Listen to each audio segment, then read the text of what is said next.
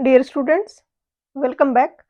आज हम OSSC JEE का जो एग्जाम हुआ था 14 जुलाई 2023 को, जो कैंसिल हो गया था बाद में, उसका क्वेश्चन पेपर है वो सॉल्व करेंगे। और क्वेश्चंस के साथ साथ ये क्वेश्चंस हैं ये किसी स्टैंडर्ड बुक से हैं तो कौन सी बुक से हैं वो सारा भी मैंने यहाँ पर मेंशन किया है। और जैसा कि 3 सितंबर वाले पेपर में पैटर्न रहा है कि गुप्ता एंड आर अगोर के काफी ज्यादा क्वेश्चंस हैं, सेम पैटर्न यहाँ पर भी है। तो स्टार्ट करते हैं। फर्स्ट क्वेश्चन में दिया है कि एक पाइप है जिसका डायमीटर है 30 सेमी, कैरी कर रहा है वो वाटर, वेलोसिटी है 20 मीटर पर सेकंड। एक पॉइंट ए है, उसमें वहां पर जो मेजर किया गया प्रेशर है वो 360 किलो न्यूटन पर मीटर स्क्वायर है और एलिवेशन है वो 30.5 है। पूछा है कि प्रेशर एट ए क्या होगा।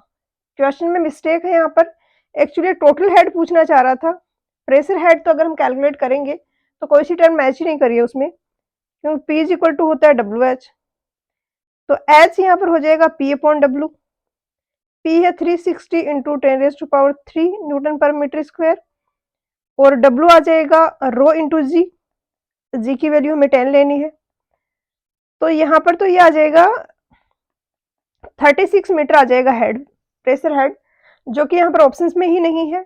लेकिन अगर हम टोटल हेड कैलकुलेट करें तो टोटल हेड होगा P upon W plus Z plus V square upon 2g।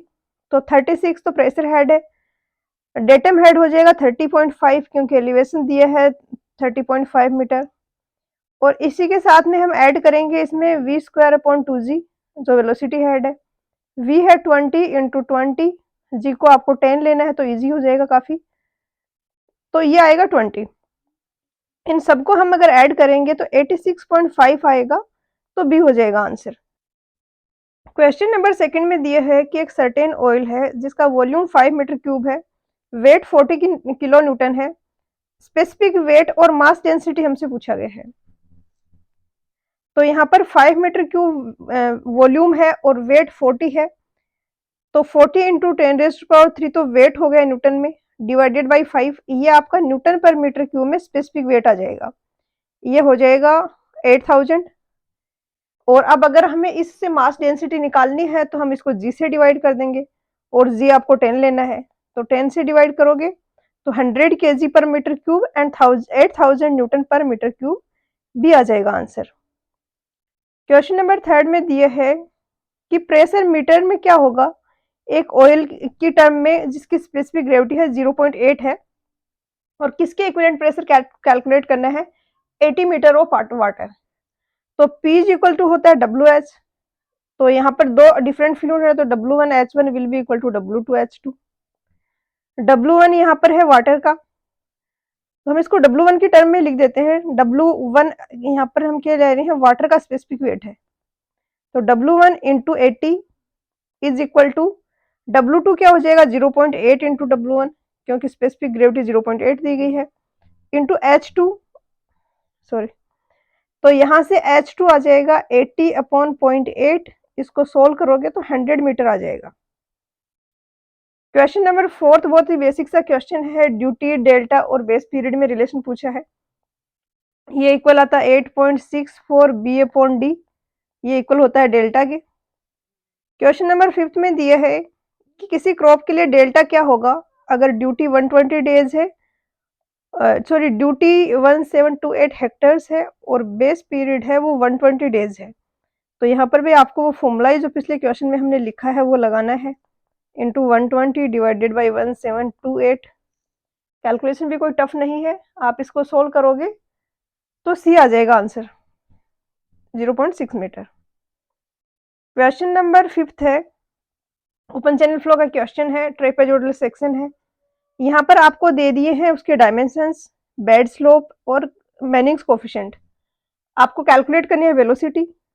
वैसे तो इस टाइप के क्वेश्चन है वो टफ होते हैं कैलकुलेशन में, बट यहाँ पर इन्होंने बहुत अच्छी वैल्यूज दी हैं और आपको 2 रेज टू पावर भी दे दिए है, तो आप बहुत इजीली कैलकुलेट कर सकते हो। s raise to power 1/2 1.025 r, अब हम कैलकुलेट करेंगे। r के लिए हम क्या करेंगे, ये सेक्शन है इस तरीके से, ये 3 मीटर है, सॉरी डेप्थ 3 मीटर है, विड्थ 8 मीटर है, तो ये 8 मीटर है, ये 3 मीटर है, तो ये वाला डायमेंशन हो जाएगा स्लोप क्या है, 2 हॉरिजॉन्टल टू 1 वर्टिकल, 1.5 वर्टिकल, इसको हम ऐसे भी लिख सकते हैं कि 1 वर्टिकल रेशियो 2/1.5 हॉरिजॉन्टल। तो 3 को मैं 2 इंटू 1.5 से मल्टीप्लाई करूंगी तो मुझे ये डिस्टेंस मिल जाएगी, ये वाली, जिसकी वैल्यू यहाँ पर आ जाएगी 4। तो ये 4 है, इधर भी ये 4 मीटर होगा। अब आपको निकालना है आर। आर के लिए आप करोगे ए बाई पी। यहाँ पर एरिया हो जाएगा, एक तो ये जो रेक्टेंगल बन रहा है इसका, और दो ट्राइंगल हैं, तो ये होगा 8 इंटू 3 प्लस 4 इंटू 3। एक ट्राइंगल का 1/2 इंटू 4 इंटू 3 आएगा, इस वाले ट्राइंगल का, तो दोनों का 4 इंटू 3 हो जाएगा। इसको आप सोल्व करोगे तो 36 आएगा।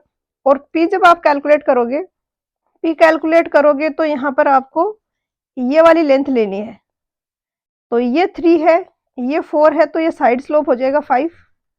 पी हो जाएगा 5 प्लस 5 प्लस 8, पी आ गया 18। तो यहाँ से आपके लिए आर भी काफी इजी वैल्यू आ गई है 2, और 2 रेज टू पावर 2/3 आपको ये दिया भी गया है वैल्यू डायरेक्टली।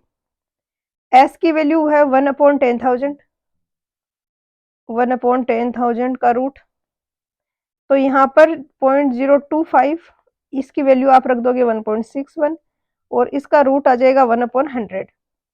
इसको सोल्व करोगे तो 1.61 अपॉन 2.5, और आप आगे सोल्व करोगे इसको तो ए आ जाएगा 0.64 आंसर। क्वेश्चन नंबर 7 है, इसमें दिया है कि एक कैनाल है, वो डिस्चार्ज कैरी कर रहा है 20 क्यूबिक मीटर पर सेकेंड का। कल्चरेबल कमांडेड एरिया है 20,000 और इंटेंसिटी 80%। बेस पीरियड अगर 120 डेज है तो ड्यूटी क्या होगा कैनाल का। तो ड्यूटी होता है कि 1 मीटर क्यूब पर सेकेंड की रेट से अगर हम सप्लाई कर रहे हैं through out the base period, जितना एरिया हम इरीगेट कर पाते हैं उस 1 मीटर क्यूब पर सेकेंड की डिस्चार्ज की रेट से वाटर सप्लाई करने पर, वो होता है duty. 1 metre cube per second के कोरस्पॉन्डिंग ड्यूटी होता है, हमें यहाँ पर 20 मीटर क्यूब पर सेकेंड के कोरस्पॉन्डिंग दिया गया है। 20 मीटर क्यूब पर सेकेंड का डिस्चार्ज है, 80% इंटेंसिटी है, तो कितना एरिया इरीगेट किया हुआ है 20,000 का 80%, तो ये आ जाएगा 16,000। तो 1 मीटर क्यूब पर सेकेंड का डिस्चार्ज होने पे कितना एरिया हम इरीगेट कर पाएंगे, इसको 20 से डिवाइड कर देंगे, और ये यहाँ पर आ जाएगा 800, बी हो जाएगा आंसर। क्वेश्चन नंबर 8 में दिया है कि एक कैचमेंट एरिया है, जिसका कैचमेंट है जिसका एरिया 5 किलोमीटर स्क्वायर है।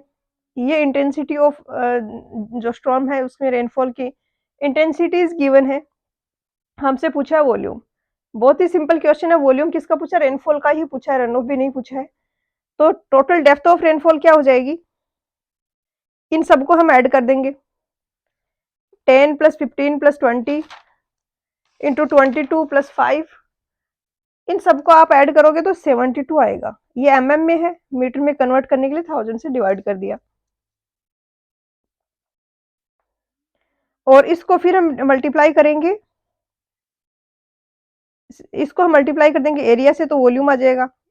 एरिया है किलोमीटर स्क्वायर में, तो 10⁻6 से मल्टीप्लाई कर देंगे कन्वर्ट करने के लिए, तो ये आ गया 10⁻3, और इसको आप सोल्व करोगे तो ये आ जाएगा answer option D. Question number 9 में दिया है कि एक लाइन है ए बी जिसकी रिड्यूस्ड बीयरिंग दी गई है N 60 degree west, length 100 metre है, लेटीट्यूड और departure respectively line A B के क्या होंगे। तो ये है north south east west, bearing है एन 60 वेस्ट, यानी जो लाइन है वो इधर से जाएगी 60 डिग्री पर। इस लाइन का एनएस लाइन पर जो प्रोजेक्शन होता है वो लेटीट्यूड होता है, ईडब्ल्यू वाली लाइन पे जो प्रोजेक्शन होता है वो डिपार्चर होता है। तो ये लाइन 100 है, तो इसका इस लाइन पे प्रोजेक्शन हो जाएगा 100 कोस थीटा, तो यानी 100 कोस 60, और ये पॉजिटिव आएगा क्योंकि ये नॉर्थ साइड पे आ रहा है। ऐसे होती है हमारी एक्सिस, ये पॉजिटिव होती है, पॉजिटिव होती है, माइनस होती है, माइनस होती है, इनके कोऑर्डिनेट्स माइनस में होते हैं, इनके प्लस में होते हैं। तो ये 100 कोस 60 आ गया, और डिपार्चर आ जाएगा 100 साइन 60, डिपार्चर आएगा वो नेगेटिव आएगा क्योंकि ये वाली है, ये नेगेटिव वाई एक्सिस है। तो इनको आप सोल्व करोगे तो 100 कोस 60 1/2 होता है, प्लस 50 आ जाएगा और ये वाला माइनस 86.6 मीटर आ जाएगा। सी हो जाएगा आंसर। क्वेश्चन नंबर 10th में दिया है कि होल सर्किल बेरिंग है किसी लाइन की, वो अगर 210 डिग्री है तो इसकी रिड्यूस्ड बेरिंग क्या होगी। बहुत ही सिंपल सा क्वेश्चन है। अगर आपका न्यूमेरिकल पोर्शन वीक है तो मैंने न्यूमेरिकल्स के अलग से क्वेश्चंस की प्रैक्टिस करवाई हुई है, जहाँ पे मैंने इंपॉर्टेंट और यूनिक जो न्यूमेरिकल प्रॉब्लम्स हैं उनको सेलेक्ट करके सोल्व किया हुआ है। तो आप चाहे तो ऊपर आई बटन में लिंक दिया है, आप वो वीडियो देख सकते हैं और काफ़ी सारे सब्जेक्ट्स के मैंने न्यूमेरिकल पोर्शन का भी काम किया है। तो अगर आपका न्यूमेरिकल पोर्शन वीक है तो आपको लिए वो बहुत ज़्यादा हेल्पफुल होने वाला है। तो लाइन की बेरिंग है 210 डिग्री, मतलब इस क्वाड्रेंट में आएगी लाइन और ये वाला एंगल है ये 210 डिग्री है और ये वाला एंगल आ जाएगा 210 माइनस 180 यानी 30 डिग्री। ये नॉर्थ है, ये साउथ है, ये ईस्ट है, ये वेस्ट है। बेरिंग हो जाएगी एज 30 डिग्री वेस्ट। डी आ जाएगा आंसर।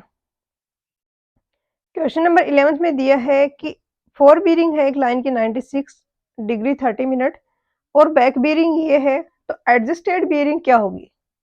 अब यहाँ पर 4 बेरिंग और बैक बेरिंग का डिफरेंस 180 डिग्री आना चाहिए आइडियली, जो कि नहीं आ रहा है। इट मीन्स यहाँ पर लोकल अट्रैक्शन है। इस पैटर्न में क्वेश्चंस मैंने तो जनरली जो देखे हैं वो ऐसे हैं कि आपको 4 लाइंस की बेरिंग दी जाती है, क्वाड्रेटल है और उसकी चारों लाइंस की बेरिंग दी गई है। ऐसे में फिर आप आइडेंटिफाई कर लेते हो कि कौन से स्टेशन ऐसा है जो लोकल अट्रैक्शन से अफेक्टेड नहीं है, उसकी रीडिंग को आप करेक्ट मानते हो। उसके हिसाब से दूसरा ऐसा स्टेशन है जो कि अफेक्टेड है लोकल अट्रैक्शन के, उसकी रीडिंग को हम रेक्टिफाई करते हैं फिर।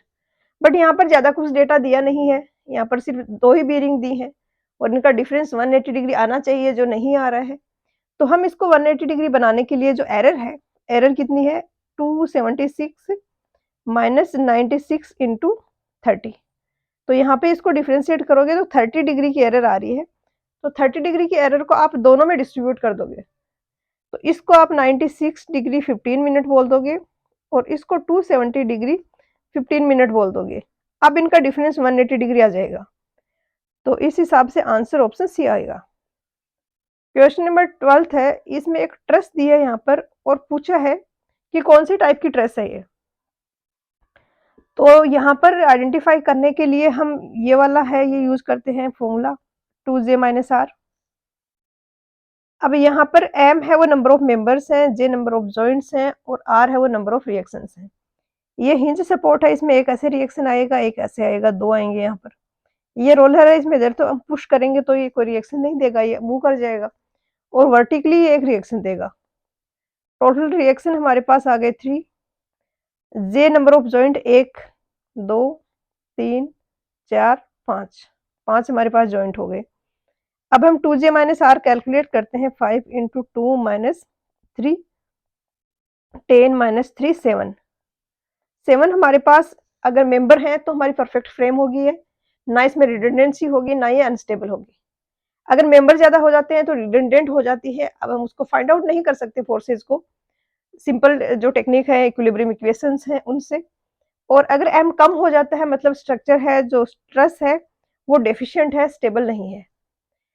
अब m कितना है यहाँ पर, मेंबर काउंट करेंगे 1 2 3 4 5 6, तो मेंबर तो इससे कम आ रहे हैं तो ये डेफिशिएंट है, बी आएगा आंसर। क्वेश्चन नंबर 13 में दिया है कि 2 लाइन है ए बी और बी सी जिनकी बेरिंग दी गई है, तो इंक्लूडेड एंगल क्या होगा। इस टाइप के क्वेश्चंस में आपको बस डायग्राम बनाना है और वो अगर आपको बनाना आ गया तो आपका 80% काम हो गया है। जैसे कि मैं यहाँ पर ए बी प्लॉट करूँ, सबसे पहले तो ये बनाने हैं आपको नॉर्थ साउथ ईस्ट वेस्ट, ताकि आपको डायरेक्शन पता चले कि कैसे होगी किसी लाइन की। ए बी अगर मैं इसमें अब बनाऊं तो ए बी है, उसकी बेरिंग 146 डिग्री 30 मिनट है। तो इस क्वाड्रेंट में एस और ई के बीच में आएगी ए बी की बेरिंग, तो ये ए आ गया ये बी आ गया। अब बी सी की बेरिंग है 68 डिग्री 30 मिनट। तो अगेन मैंने नॉर्थ साउथ बना लिए। अब बी और सी अगर बी पॉइंट ये है तो B C line 68 degree 30 minute पे है, तो फर्स्ट क्वाड्रेंट में ही होगी, ये नॉर्थ और ईस्ट के बीच से ही ये लाइन पास होगी। ये कुछ इस तरीके से जाएगी, ये सी आ गया। अब ये एंगल मुझे पता है 68 डिग्री 30 मिनट है। इसकी बीयरिंग 146 डिग्री थी, ये 146 डिग्री है, तो इधर जो बचा है ये एंगल आ जाएगा 33 डिग्री 30 मिनट। 180 में से माइनस कर दिया हमने, 180 में से 146 डिग्री 30 मिनट माइनस कर दिया, तो ये आ गया 33 डिग्री 30 मिनट। ये 33 डिग्री 30 मिनट है, तो ये भी उतना ही होगा, 33 डिग्री 30 मिनट। अब हमसे इंक्लूडेड एंगल पूछा है, ये वाला टोटल एंगल, तो इसके लिए आप ये ऐड कर दोगे दोनों एंगल्स को, 68 30 टू 6 3 9 1 10, 102 डिग्री आ जाएगा ऑप्शन ए। क्वेश्चन नंबर 14 में दिया है कि एक स्टाफ है, उसको जब हमने बेंचमार्क पे रखा तो आरएल की रीडिंग आ रही है 1.65 मीटर आ रही है, और इस लेवलिंग इंस्ट्रूमेंट स्टेशन एक्स पर है, इंस्ट्रूमेंट अभी भी एक्स पर ही है, हमने दूसरे पॉइंट ए को साइट किया जिसकी रीडिंग आई 1.545। तो पूछा हमसे कि आरएल क्या होगा ए स्टेशन का, तो काफी बेसिक क्वेश्चन है ये, तो इजीएस्ट क्वेश्चन पॉसिबल है लेवलिंग के चैप्टर का। यहाँ पर 140.5 है, ये इसका आरएल है, इसमें मैं अगर बेंचमार्क का आरएल है, इसमें बेंचमार्क की स्टाफ रीडिंग ऐड कर दूं तो ये मेरे पास आ जाता है height of instrument.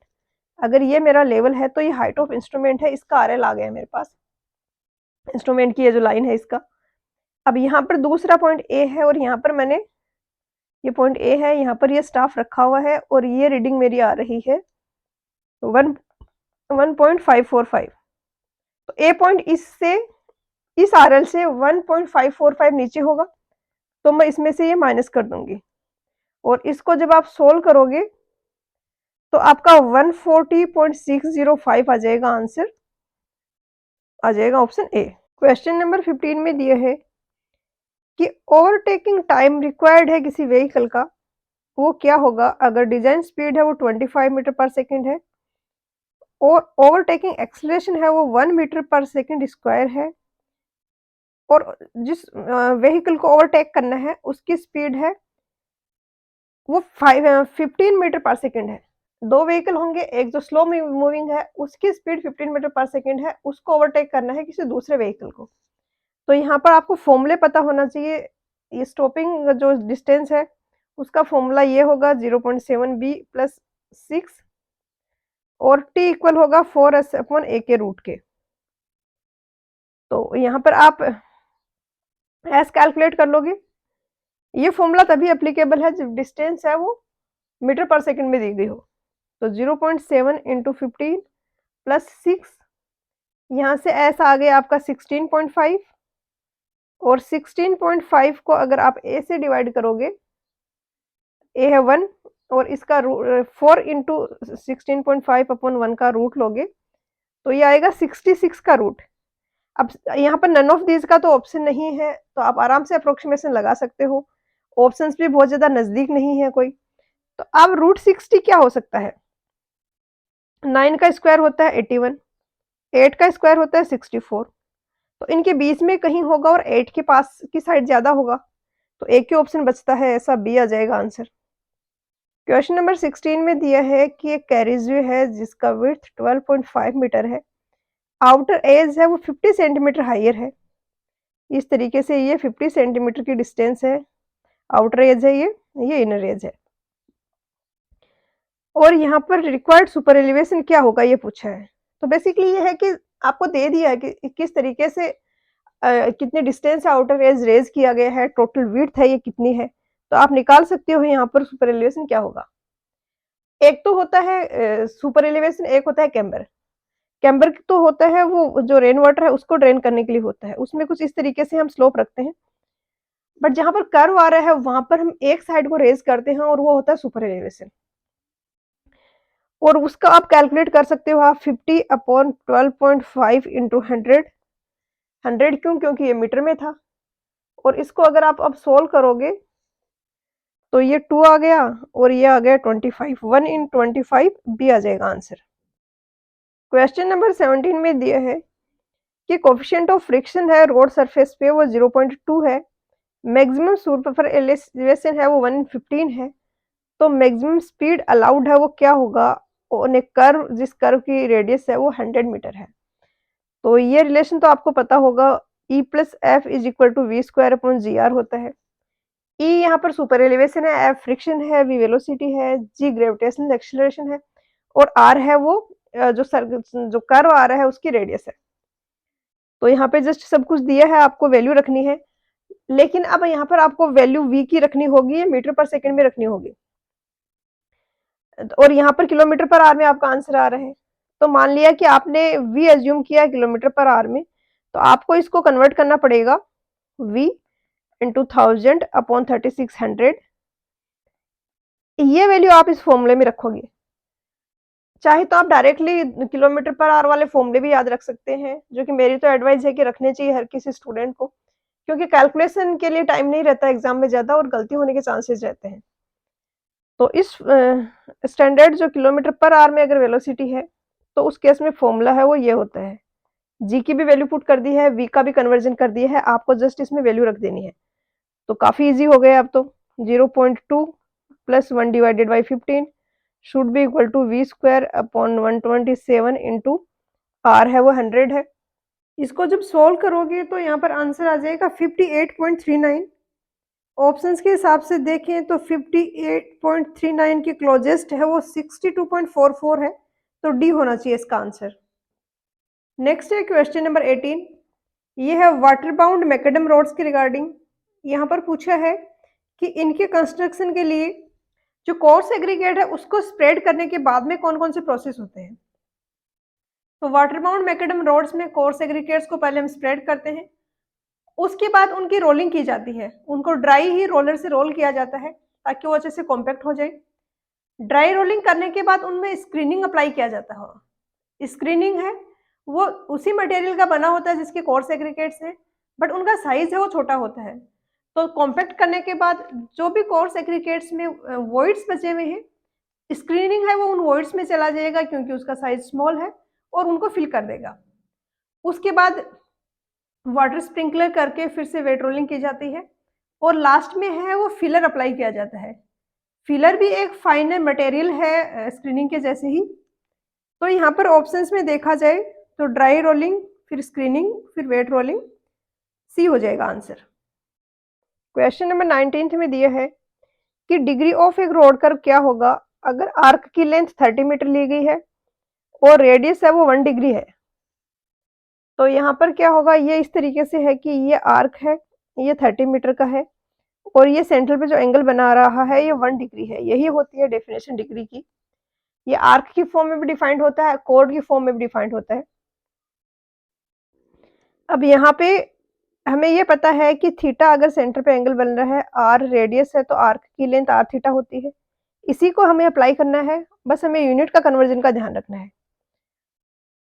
Are theta will be equal to 30 metre, but यहाँ पर थीटा आपको लेना होता है वो रेडियन में लेना होता है। साइन थीटा, कोस थीटा, वहां पर जो आप थीटा ले रहे हो तो डिग्री में भी ले सकते हो, रेडियन में भी ले सकते हो, बट जहां पर हम थीटा डायरेक्टली रख रहे होते हैं किसी कैलकुलेशन में, किसी इक्वेशन में, तो वहां पर ध्यान रखना है कि थीटा हमेशा रेडियन में ही होगा। तो r इंटू थीटा 1 डिग्री में है, तो मैंने इसको 180 इंटू पाई से ये मल्टीप्लाई करके डिवाइड 180 से डिवाइड करके पाई से मल्टीप्लाई करके रेडियन में कन्वर्ट कर दिया, क्योंकि मुझे पता है कि 180 डिग्री में पाई रेडियन होता है, एक में होगा पाई अपॉन 180 और 1 डिग्री में हो जाएगा इतना। Now this is equal to 30 metre. तो यहाँ से अब आप r निकाल सकते हो बहुत आसानी से। 180 इंटू 30 डिवाइडेड बाई पाई, पाई को मैं 22/7 लिखूं, तो अब सोल्व करना भी काफ़ी इजी हो जाएगा इसको। और आपको यहाँ पे 11 का ही डिवाइड करना है, तो ये आएगा, आंसर आएगा, ये कुछ आएगा 1718 मीटर। तो राउंड ऑफ करके ए आ जाएगा आंसर। क्वेश्चन नंबर 20 में दिया है कि नंबर ऑफ स्लीपर्स रिक्वायर्ड क्या होंगे एक रेलवे ट्रैक को कंस्ट्रक्ट करने के लिए जिसकी 100 मीटर है वो उसकी लेंथ है, ब्रॉड गेज ट्रैक है और स्लीपर डेंसिटी है वो m+5 है। एक तो आपको पता होना चाहिए कि स्लीपर डेंसिटी m+5 है, इसका क्या सिग्निफिकेंस है। इसका ये है कि 1 रेल लेंथ में अगर वो x मीटर की है तो उसमें x+5 स्लीपर्स रिक्वायर्ड होंगे। जो ब्रॉडगेज है उसकी स्टैंडर्ड रेल लेंथ होती है वो 13 मीटर होती है, जैसे फॉर एग्जांपल। तो 13 मीटर उसकी रेल लेंथ है, ये आपको याद रखना है ब्रॉडगेज के लिए। अब m+5 की डेंसिटी है, मतलब 13+5, एक रेल लेंथ में 18 स्लीपर लगेंगे, 18 स्लीपर्स यहाँ पर लगेंगे।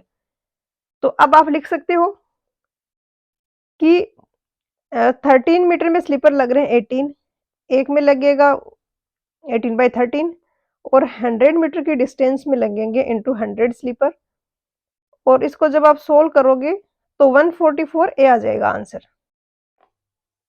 क्वेश्चन नंबर 21 में दिया है कि स्टीपेस्ट परमिसिबल ग्रेडियंट क्या होगा एक ब्रॉड गेज लाइन के लिए जहां पर 2.5 डिग्री का कर्व आ रहा है और 1/200 का रूलिंग ग्रेडियंट है।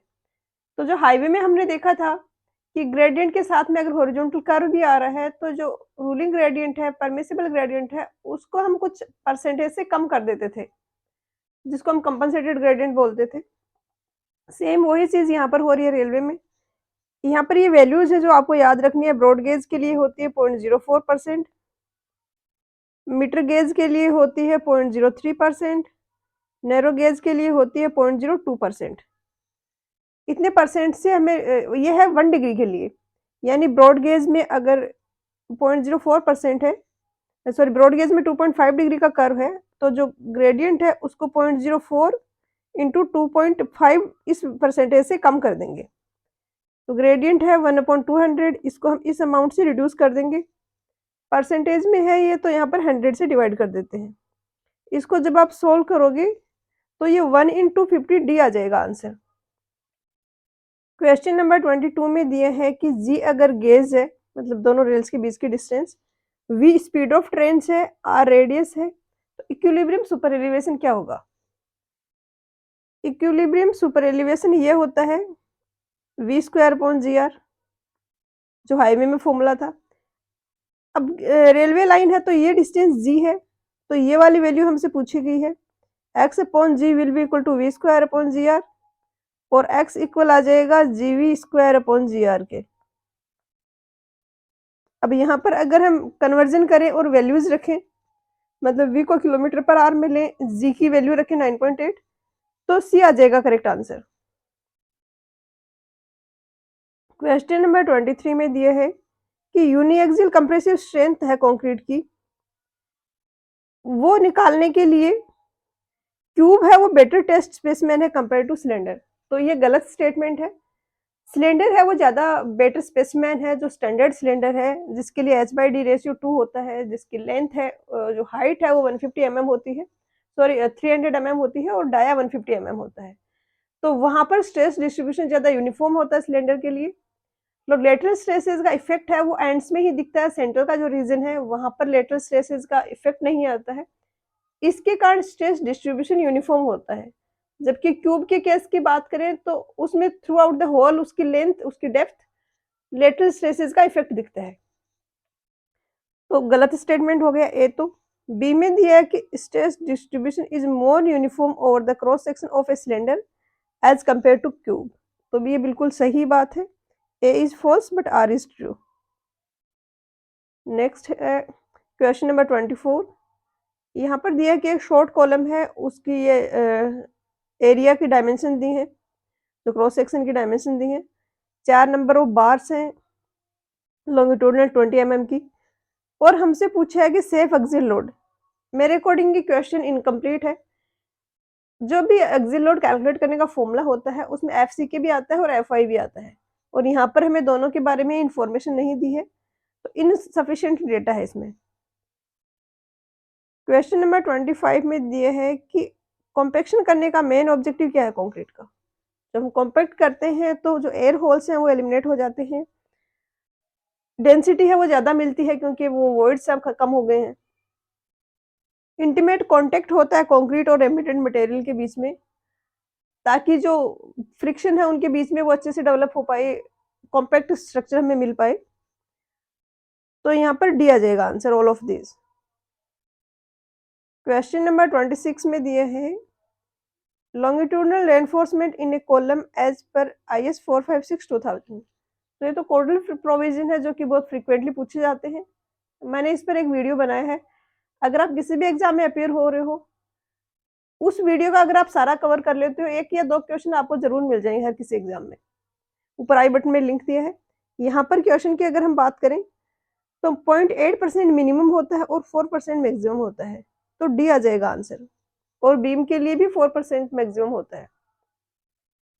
क्वेश्चन नंबर 27 में दिए है कि एक बिल्टअप बीम है जिसमें actual bending compressive stress FBC है, वो कौन से फॉर्मूले से हम लिख सकते हैं?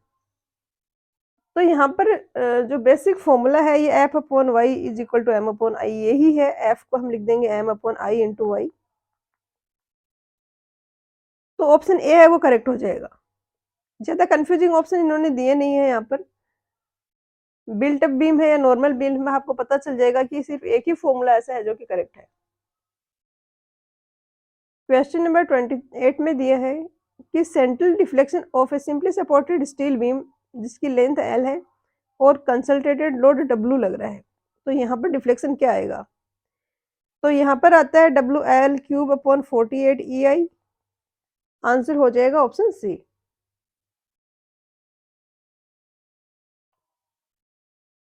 क्वेश्चन नंबर 29 में दिया है कि लोड फैक्टर किसका रेशियो है? तो लोड फैक्टर एक काइंड ऑफ सेफ्टी फैक्टर के जैसा ही होता है।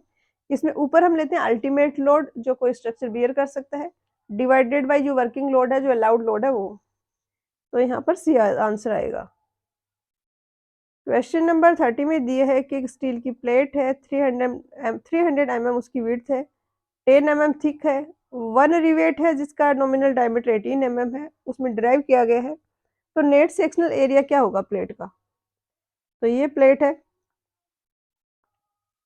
ये यहाँ पर होल बनाया गया है, नॉमिनल डाया 18 है, ग्रॉस डाया हो जाएगा 18 प्लस 1.5 19.5।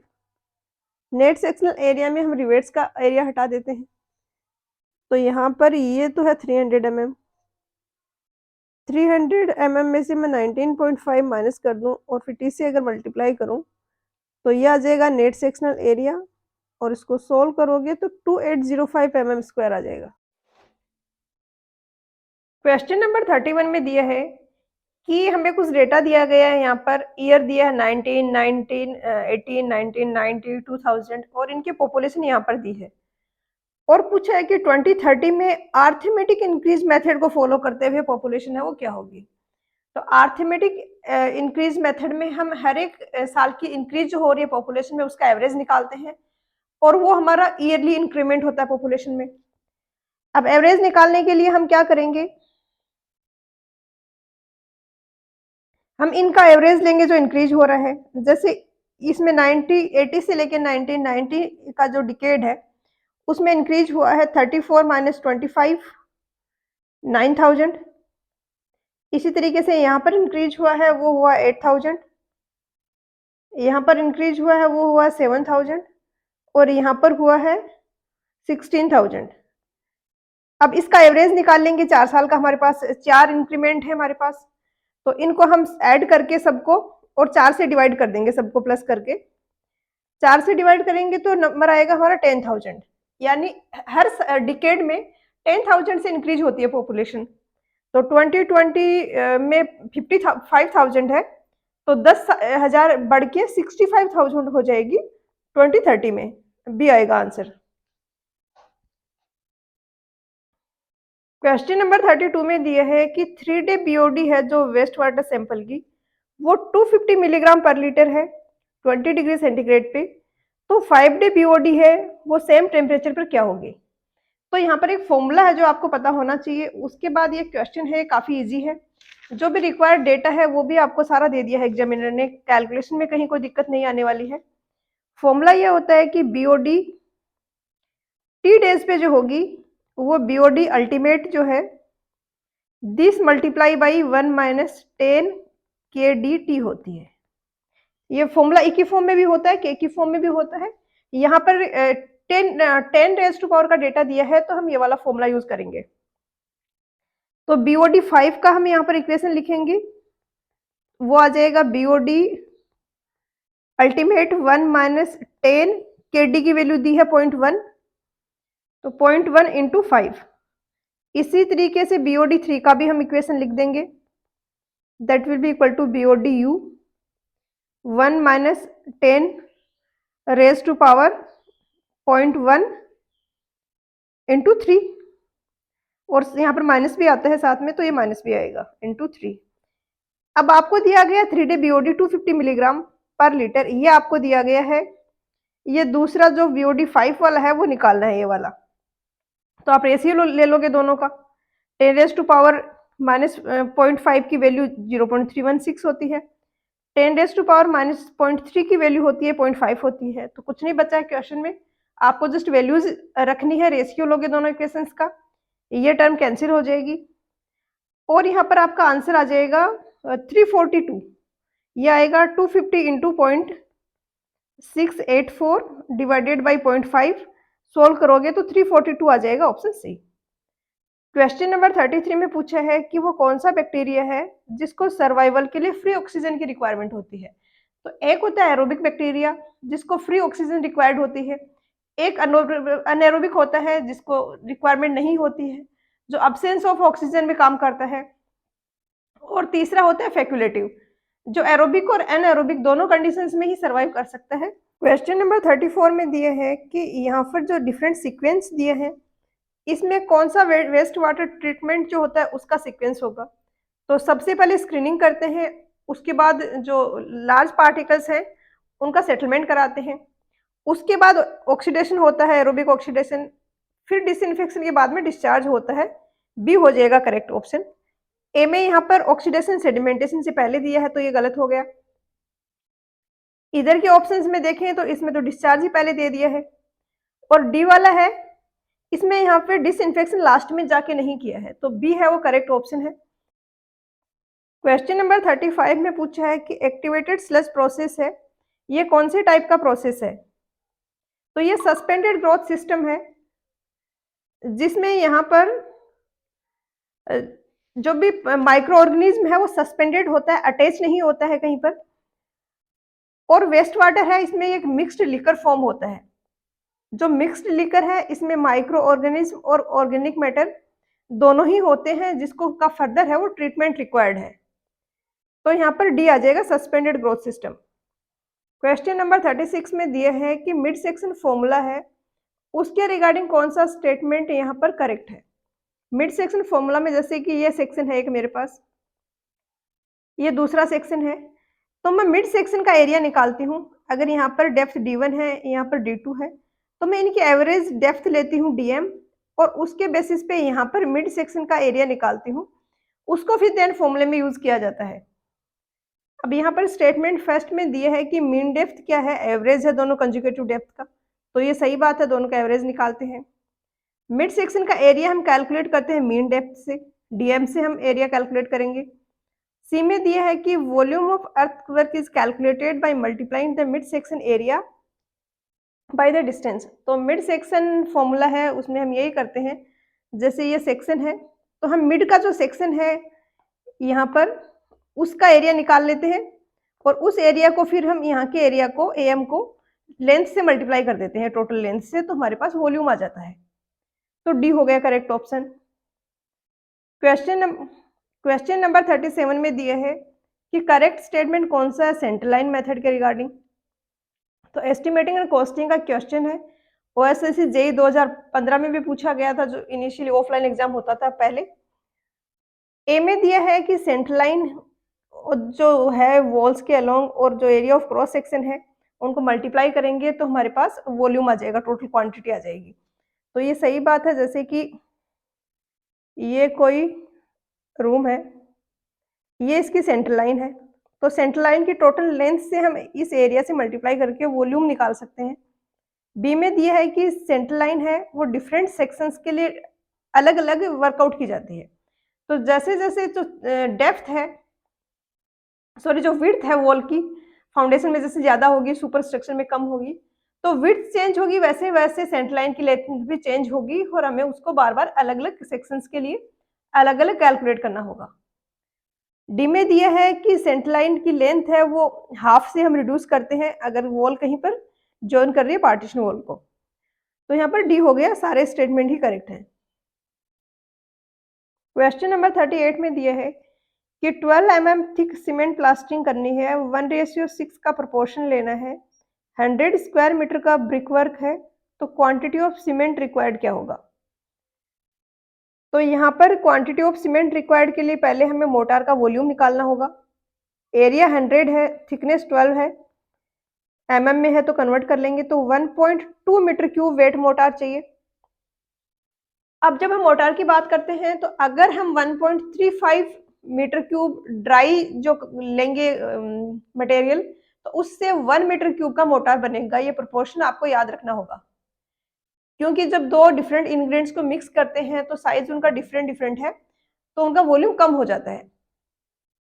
डिपेंड करता है किस किस टाइप के जो हमारे मिक्सचर में जो हम कंपोनेंट ले रहे हैं वो है। और इसमें 20% हम लेंगे वेस्टेज के लिए। तो हमें अगर हमें 1 मीटर क्यूब मोटार चाहिए तो हम 1.55 मीटर क्यूब ड्राई जो इंग्रेडिएंट्स हैं वो लेंगे। यहाँ पे हमें चाहिए 1.2 का, तो 1 के लिए है 1.55, 1.2 के लिए हो जाएगा, इसको 2 से मल्टीप्लाई कर देंगे। इतना मीटर क्यूब ड्राई इंग्रेडिएंट्स चाहिए, जिसमें 1 पोर्शन होगा सीमेंट का, 6 होगा सैंड का। तो इसको हम 1/7 से मल्टीप्लाई कर देंगे सीमेंट का प्रोपोर्शन निकालने के लिए। और अगर उसका सैंड का पूछा होता तो 6/7 से कर देते। तो इसको जब आप सोल्व करोगे यहाँ पर तो आंसर आ जाएगा आपका 0.2657। तो इसके आसपास जो सबसे नजदीक आंसर है वो 0.27 हो जाएगा।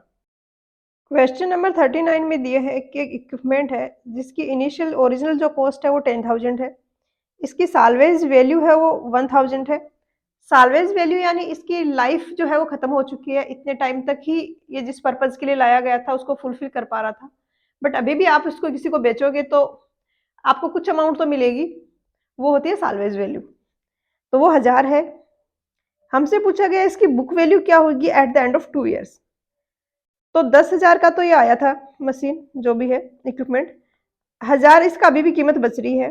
तो 5 साल में इसका डेप्रिसिएशन हो रहा है 9,000 का, 1 साल में इसका डेप्रिसिएशन होगा 9,000 डिवाइडेड बाई 5, यानी यहाँ पर 1800 का डेप्रिसिएशन हो रहा है 1 साल में।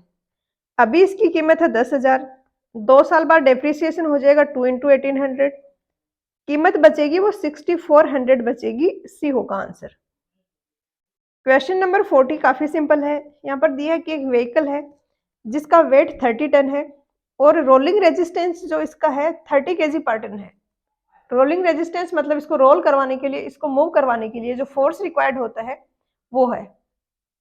तो पर टन 30 केजी है, इसका खुद का वेट 30 टन है, तो यूनिफॉर्म स्पीड से इसको मूव करवाने के लिए जो एफर्ट जो फोर्स रिक्वायर्ड होगा वो हो जाएगा 900 KG, option C. Question number 41 में दिया है कि कहीं पर हमें एक्सक्वेशन करना है अर्थ का।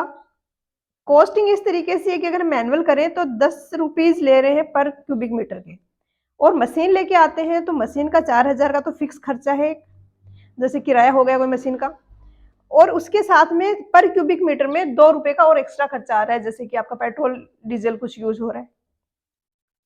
तो कितना हमें वहां पर एक्सक्वेशन करना चाहिए, किस क्वांटिटी के लिए का एक्सक्वेशन करना चाहिए ताकि मैनुअल की और मशीन की कॉस्ट है वो सेम हो जाए। तो कुछ नहीं है, सिंपल मैथ्स लगानी है। मान लिया कि x मीटर क्यूब हम एक्सक्वेशन कर रहे हैं, बाई हैंड से मैनुअल करने से 10 इंटू एक्स हो जाएगा, और दूसरे तरीके से मशीन से करने से 4000 की तो फिक्स कॉस्ट है, प्लस 2 इंटू एक्स, 8x आ गया 4000, और x आ जाएगा 500 क्यूबिक मीटर। क्वेश्चन नंबर 42 में दिया है कि कंप्रेसिव और टेंसाइल स्ट्रेंथ का जब हम टेस्ट करते हैं सीमेंट का, तो मोटार लेते हैं उसमें क्या प्रोपोर्शन रखते हैं सैंड का और सीमेंट का। तो उसमें 1 सीमेंट होता है, उसका 3 टाइम्स से सैंड लिया जाता है, बी होगा आंसर। क्वेश्चन नंबर 43 में दिया है कि साउंडनेस टेस्ट करने के लिए हम कौन सा इक्विपमेंट यूज करते हैं। तो 2 तरीके हैं साउंडनेस टेस्ट करने के। एक ऑटोक्लेव होता है जो लाइम और फ्री मैग्नीशिया दोनों के कारण हमें साउंडनेस देगा, और लीच एटेलियर है, ये सिर्फ लाइम के कारण देगा। साउंडनेस होता क्या है, सीमेंट जब सेट होती है, हार्डनिंग होती है, तो उस सारे प्रोसेस में इसके वॉल्यूम में कोई चेंजेस ना आ रहे हैं अगर, तो हम बोलेंगे वो साउंड सीमेंट है। अगर वॉल्यूम में चेंजेस दिख रहे हैं इट मीन्स अनसाउंड सीमेंट है वो। तो यहाँ पर लीच एटेलियर हो जाएगा ऑप्शन बी। विकट्स अपैरेटस होता है सेटिंग टाइम के लिए। क्वेश्चन नंबर 44 तो काफी सिंपल और बहुत ही पॉपुलर रिपीटेड क्वेश्चन है जो बार बार पूछा जाता है एग्जाम्स में, कि अगर मैं प्लाईवुड बनानी है तो थिन लेयर्स जो होंगी वुड को, उनको किस एंगल पे रखा जाता है? तो उनको इस तरीके से 90 डिग्री पे रखा जाता है। एक लेयर ऐसे रखिए, दूसरी वाली लेयर है वो ऐसे रखिए, ताकि हमें दोनों ही डायरेक्शन में इक्वल स्ट्रेंथ मिले। बेसिकली वुड की ये प्रॉपर्टी होती है कि इसमें जो स्ट्रेंथ है वो ग्रेन्स के पैरेलल तो काफी ज्यादा होती है, इनके परपेंडिकुलर कम होती है। तो अगर हम इस तरीके से रखेंगे तो दोनों ही डायरेक्शंस में हमें अच्छी स्ट्रेंथ मिल पाएगी। क्वेश्चन नंबर 45 में पूछा है कि इनिशियली सेटिंग टाइम जो है ऑर्डिनरी पोर्टलैंड सीमेंट का, वो BIS स्पेसिफिकेशंस के अकॉर्डिंग कितना होना चाहिए? तो इनिशियल सेटिंग टाइम होता है 30 मिनट्स, फाइनल सेटिंग टाइम होता है 10 आवर यानी 600 मिनट्स, जो ऑर्डिनरी पोर्टलैंड सीमेंट है उसके लिए। बी हो जाएगा आंसर। क्वेश्चन नंबर 46 में पूछा है कि स्टेयर्स की सूटेबल पिच है वो क्या होती है? तो ये तो आपको याद रखनी है, वैल्यू 25 टू 40 डिग्री होती है। यहाँ पर आंसर हो जाएगा ऑप्शन सी। क्वेश्चन नंबर 47 में पूछा है कि एक सिंपली सपोर्टेड बीम है जिस पर अगर यूडीएल लग रहा है थ्रू आउट, एक यूनिफॉर्म लोडिंग इस तरीके से लग रही है, तो सेंटर पे डिफ्लेक्शन क्या होगा? तो ये आपको याद रखना होगा फॉर्मूला, 5/384 WL⁴ होता है। ए हो जाएगा आंसर। क्वेश्चन नंबर 48 भी बहुत ही सिंपल है। टेंसाइल फोर्स रिक्वायर्ड क्या होगा एक स्टील रॉड के लिए जिसकी लेंथ 1000 mm है, एलोंगेशन 0.045 mm है और इसका डाया है ये 12 mm है। तो डेल्टा होता है PL/AE। यहाँ पर आपको P निकालना है तो डेल्टा AE/L हो जाएगा। वैल्यूज रख दोगे आप सबकी, डेल्टा 0.045 है, इंटू एरिया हो जाएगा π/4 इंटू 1.2 का स्क्वायर, इंटू यहाँ पर आपका आ जाएगा E 2 इंटू 10⁶, डिवाइडेड बाई आ जाएगा यहाँ पर L यहाँ पर है 1000। तो कैलकुलेशन ही है, इसको अगर आप सोल्व करोगे तो आंसर तो आ जाएगा, बट एक हिंट है आपके लिए यहाँ पर। आप जब इसको सोल्व करोगे तो अगर आप पाई की वैल्यू एग्जैक्टली 22/7 या 3.14 करके सोल्व करोगे तो काफी लेंदी पड़ेगा, और यहाँ पे ऑप्शंस बहुत ज्यादा नजदीक नहीं है, तो आप पाई की वैल्यू 3 रख के सोल्व कर सकते हो और आपको उससे आइडिया लग जाएगा कि इससे थोड़ी बड़ी वैल्यू है वो आंसर होगा। जैसे पाई से यहाँ पर आपका आंसर आएगा वो आएगा 97.8, आपको पता चल जाएगा कि करेक्ट आंसर है वो 102 होगा। क्वेश्चन नंबर 49 में दिए है कि एक कैंटिलीवर बीम है जो कि एक यूनिफॉर्मली डिस्ट्रीब्यूटेड लोड कैरी कर रही है, W है, कैपिटल W टोटल लोड जो कि यूनिफॉर्मली डिस्ट्रीब्यूटेड है, यानी स्मॉल w हो जाएगा कैपिटल W/L। तो ये कैंटिलीवर बीम है, इसमें इस तरीके से लोडिंग लग रही है। एक लोड यहाँ पर लग रहा है कैपिटल W, अब पॉइंट लोड लग रहा है। अब हमसे पूछा है कि यहाँ पर जो फ्री एंड है उस पर नेट डिफ्लेक्शन क्या होगा। ऐसे क्वेश्चन आपको गुप्ता एंड गुप्ता में मिलेंगे, बाकी स्टैंडर्ड बुक्स में भी मिल सकते हैं, जहाँ पे ये सेम डेटा देके आपसे पूछा जाता है कि ये W हम नीचे से जो लग रहा है ये कितना लगाए कि कोई डिफ्लेक्शन ना आए। तो वो कंसेप्ट आपका क्लियर है तो ये भी हो जाएगा। नीचे से जो डाउनवर्ड डिफ्लेक्शन है उसको पॉजिटिव लेंगे, हम अपवर्ड वाले को नेगेटिव लेंगे। यूडीएल के कारण यहाँ पर डिफ्लेक्शन आएगा W स्मॉल w L⁴/8EI, ये पॉजिटिव है। W के कारण डिफ्लेक्शन आएगा वो नेगेटिव आएगा, वो होगा WL³/3EI। यहाँ पर अब स्मॉल w इंटू एल को हम लिख देंगे कैपिटल W, तो W कैपिटल W L³/EI तो बाहर आ गया, अंदर हमारा आया 1 - 8 - 1/3, और इसको आप सोल्व करोगे तो ये आ जाएगा -5W⁴3/8EI। ये 3 ये इधर आएगा, सॉरी 24 आ जाएगा, ये 3 - 8 आएगा ना ऊपर, तो माइनस का 5 आ जाएगा। तो ये आपका आ रहा है नेगेटिव, इट मीन्स आपका डिफ्लेक्शन की वैल्यू ये होगी और डिफ्लेक्शन है वो अपवर्ड होगा। तो यहाँ पर ये आ जाएगा ऑप्शन बी। क्वेश्चन नंबर 50 में दिया है कि एक स्टील की रोड है जिसका डाया 14 mm है, लेंथ 154 mm है, एलोंगेशन जो आ रहा है वो 0.05 mm आ रहा है, एक्सियल लोड भी दिया है और ई पूछा है। तो है तो बिल्कुल बेसिक से ही ये क्वेश्चन, थोड़ा सा कैलकुलेशन की दिक्कत है, बाकी तो कुछ भी नहीं है इनमें। ये फॉर्मूले तो पता ही होते हैं सबको। स्ट्रेस अपॉन स्ट्रेन होता है ई, स्ट्रेस हो जाएगा 10 इंटू 10⁻³ डिवाइडेड बाई, mm में ही रख लेते हैं, यहाँ पर न्यूटन पर mm में दिए है तो, बट ये स्क्वायर होना चाहिए था, यूनिट गलत दी है इन्होंने। 5/4 इंटू 14 का स्क्वायर डिवाइडेड बाई 0.25 अपॉन 154। तो बाकी तो कुछ नहीं है, आपको कैलकुलेशन करनी पड़ेगी। और यहाँ पर जो करेक्ट आंसर आएगा वो 4 इंटू 10⁻5 आ जाएगा, डी। क्वेश्चन नंबर 51 में दिया है कि एक सिंपली सपोर्टेड बीम है, तो इसके रिगार्डिंग कौन सा स्टेटमेंट यहाँ पर करेक्ट है। ये अच्छा क्वेश्चन है। डिफरेंट स्टेटमेंट दिए हैं बेंडिंग मोमेंट और शियर फोर्स के रिगार्डिंग। तो सिंपली सपोर्टेड बीम ऐसी होती है, इसमें अगर ऐसा पॉइंट लोड या ऐसी कोई लोडिंग आ रही है, तो जैसे पॉइंट लोड की पहले हम बात कर लेते हैं। तो पॉइंट लोड का बीएमडी ऐसा बनता है, शियर फोर्स डायग्राम है वो ऐसा बनता है।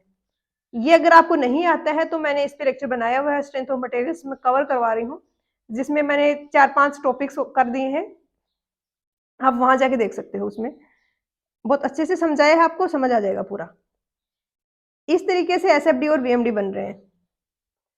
ये एसएफडी और बीएमडी बन रहे हैं, ये एसएफडी है, ये बीएमडी है पॉइंट लोड के लिए।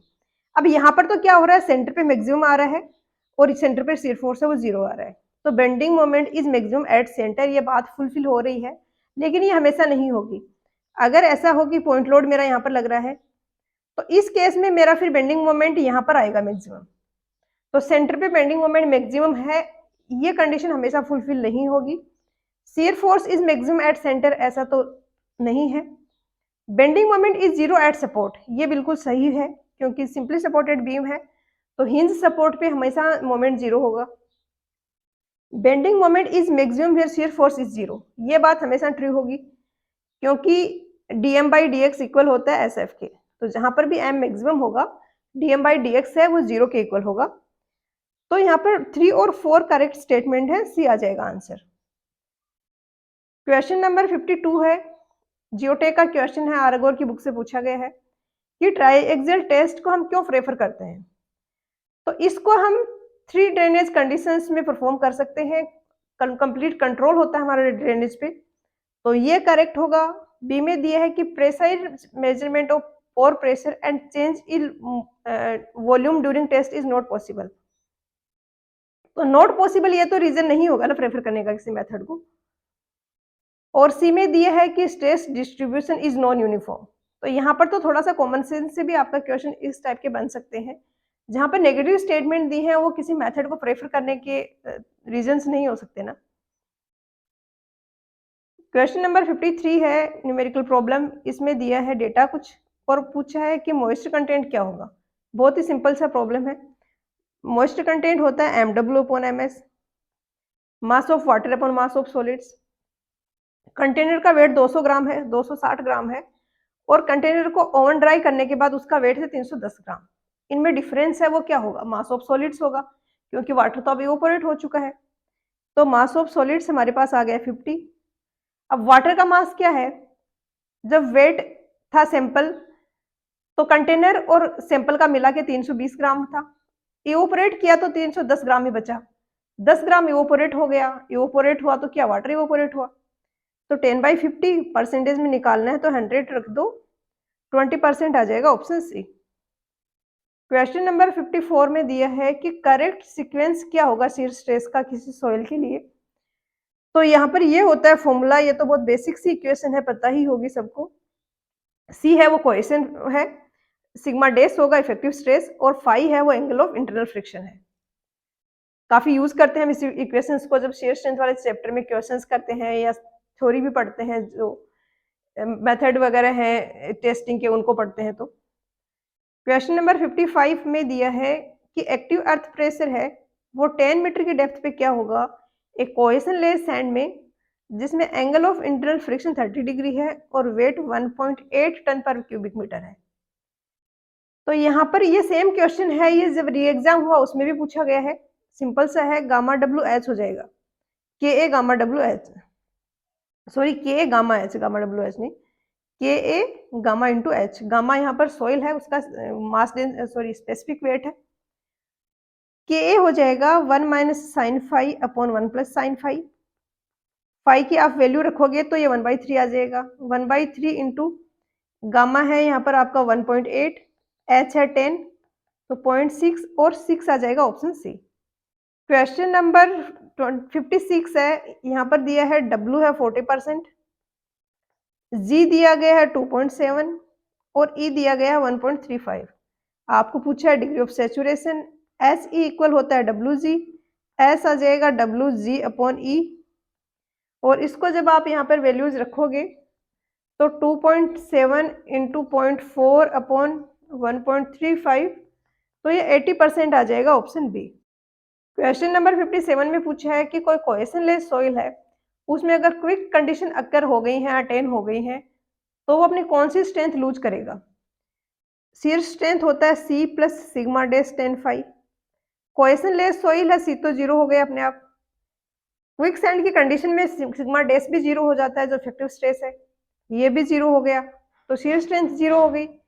अब इसकी कोई बेरिंग कैपेसिटी होगी क्या, इस पर कुछ भी हम लोडिंग कर पाएंगे क्या, ये किसी भी लोड को सपोर्ट ही नहीं करेगा, तो बेरिंग कैपेसिटी भी जीरो हो गई, सी होगा आंसर।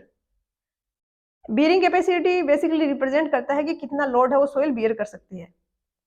क्वेश्चन नंबर 58 में दिया है कि natural moisture content, liquid limit और प्लास्टिक लिमिट दिया गया है, हमसे liquidity index upon plasticity index का रेशियो पूछा है। क्वेश्चन में इसमें कुछ मिस्टेक है, आपको मैं फॉर्मूले बता देती हूँ सबके। लिक्विड लिमिट का होगा W minus W P upon W L minus W P, और प्लास्टिसिटी इंडेक्स का हो जाएगा W L minus W P.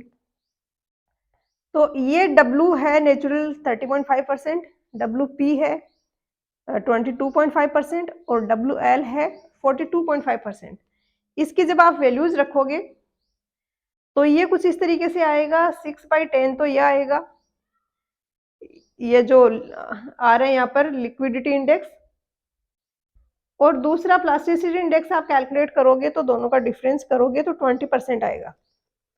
तो यहाँ पर कोई भी करेक्ट ऑप्शन नहीं आ रहा है। क्वेश्चन नंबर 59 में पूछा है एसेंशियल नॉन मेटेलिक मिनरल्स कौन से हैं, तो कोल, क्ले और सिलिका है, ये एसेंशियल नॉन मेटेलिक मिनरल्स हैं। यहाँ पर आप थोड़ा क्वेश्चंस का हिसाब से ऑप्शंस देख के भी आंसर कर सकते हो कॉमन सेंस से। जैसे यहाँ पर आयरन और ये दो ऑप्शन तो आपके कैंसिल हो गए, क्योंकि ये तो मेटेलिक मिनरल है, ये तो आपको पता ही होगा, गोल्ड, सिल्वर, आयरन, एल्यूमिनियम, ये मेटल्स की कैटेगरी में आते हैं।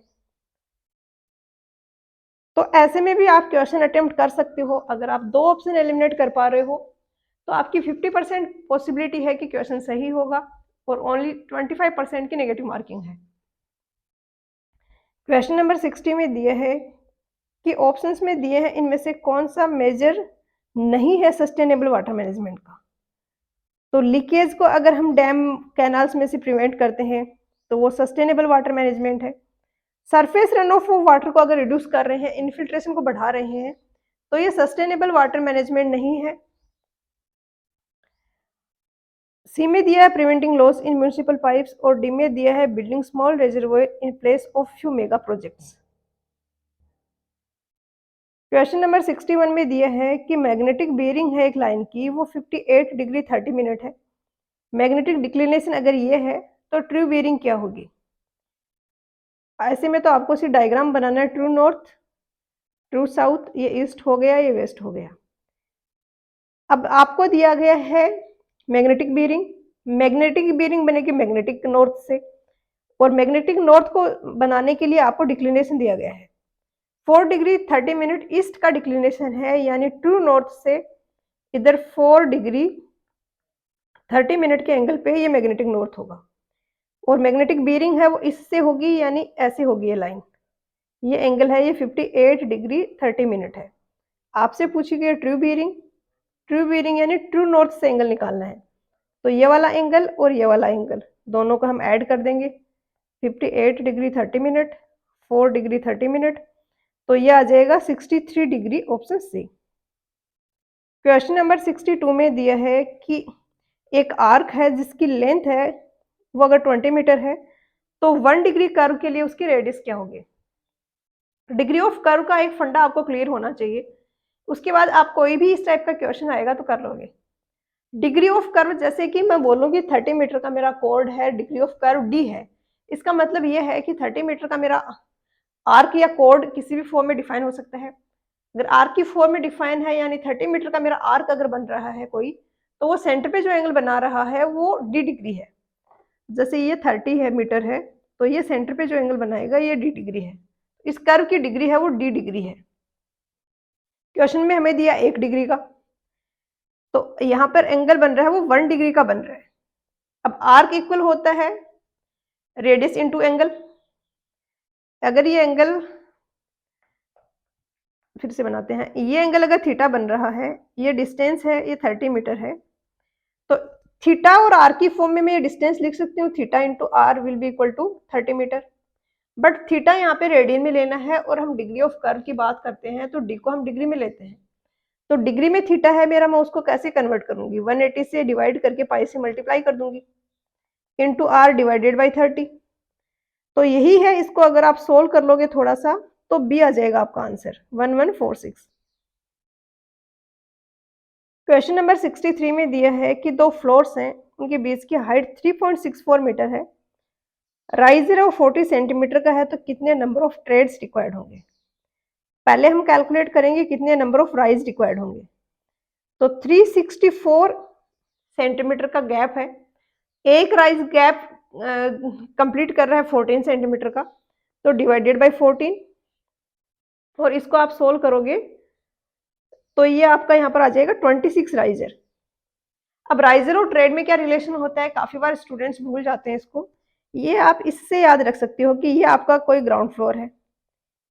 ये सिंपल से सिंपल मैं एग्जांपल ले रही हूँ, ये यहाँ पे आपकी लैंडिंग आ गई, तो एक तो ये राइजर आया, एक ये राइजर आया, एक ये राइजर आया, राइजर आए 3, ट्रेड कितने आए यहाँ पर, ये ट्रेड आया और ये ट्रेड आया, ये तो ग्राउंड फ्लोर है, ये लैंडिंग है, तो 2 ही ट्रेड आए। तो tread will be equal to number of risers minus 1। तो 26 राइजर्स है, तो 25 ट्रेड्स होंगे, सी हो जाएगा आंसर। क्वेश्चन नंबर 64 बहुत ही इजी है। वॉल्यूम दिए है आपको 100 क्यूबिक मीटर, एक ब्रिक का साइज दिया है 0.2 इंटू 0.1 इंटू 0.1। तो यहाँ पर आपको निकालना है कितने नंबर ऑफ ब्रिक रिक्वायर्ड होगी, तो ये आ जाएगा 1000 आ जाएगा यहाँ पर, पॉइंट्स हटाएंगे तो, और ये 50, तो 50,000 आ जाएगा ऑप्शन सी। क्वेश्चन नंबर 65 में दिया है कि मोमेंट ऑफ इनर्शिया है एक रेक्टेंगल का, वो बेस के अबाउट क्या होगा। अगर बेस बी है, बेस विड्थ और हाइट एच है, तो ये ऐसा रेक्टेंगल है, यहाँ से कोई एक्सिस पास हो रही है जिसके अबाउट मोमेंट ऑफ इनर्शिया होता है बी एस क्यू बाई 12। इस एक्सिस के अबाउट हमसे पूछा गया है, तो पैरेलल एक्सिस थ्योरम के अकॉर्डिंग ये इक्वल होगा आई जी जी डैश। आई जी जी डैश उस एक्सिस के अबाउट मोमेंट ऑफ इनर्शिया है जो सेंट्रोइड से पास हो रही है, और ये एक्सिस एक्स एक्स डैश है, इसके पैरेलल है, इंटू ए वाई बार का स्क्वायर।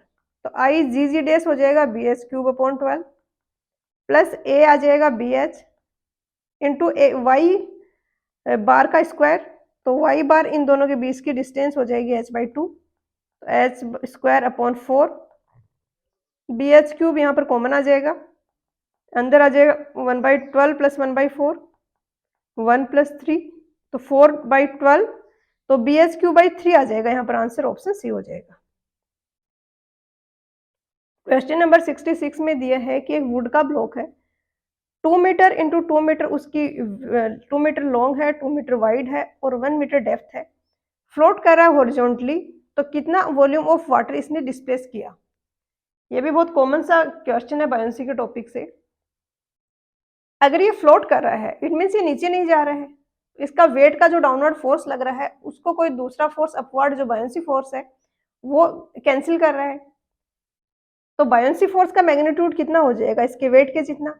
वेट इसका कितना होगा 2 इंटू 2 इंटू 1 इंटू 800, ये इसका वेट हो गया, इंटू जी से मल्टीप्लाई कर देते हैं अगर आपको कुछ कंफ्यूजन हो रहा है तो,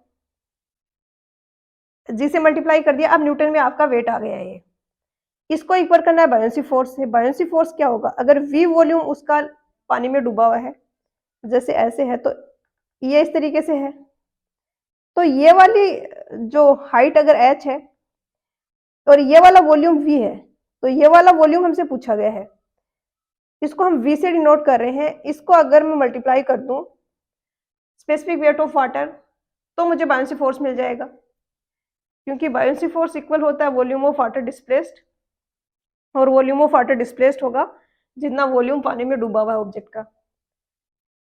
तो यहाँ पर V को आप मल्टीप्लाई कर दोगे 1000 इंटू 9.8 से, और इन दोनों को इक्वेट करोगे तो ये है 4 इंटू 800, जिसे तो जी कैंसिल हो जिसे ये 9.8 कैंसिल हो गया, और V आ जाएगा 800 इंटू 4 डिवाइडेड बाई 1000, ये आ गया 0, ये 32 डिवाइडेड बाई 10, 3.2 आ जाएगा ऑप्शन सी। क्वेश्चन नंबर 67 है।